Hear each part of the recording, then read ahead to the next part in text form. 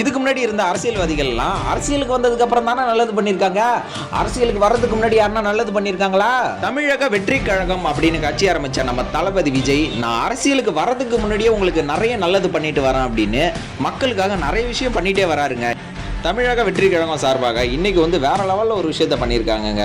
வயசானவர்களுக்கும் முதியவர்களுக்கும் கண்ணு தெரியாமல் இருக்கும்ல, கண்ணெல்லாம் மங்களாக இருக்கும் அப்படின்றவங்களுக்கு அவங்க கண்ணை பரிசோதிச்சுட்டு அவங்களுக்கு ஒரு கண்ணாடி கொடுக்கலாம் அப்படின்னு அவங்க கண்களை பரிசோதிச்சுட்டு அவங்க கண்களுக்கு எடுத்த லென்ஸை போட்டு புதுவிதமான கண்ணாடியை உருவாக்கி தராங்கங்க.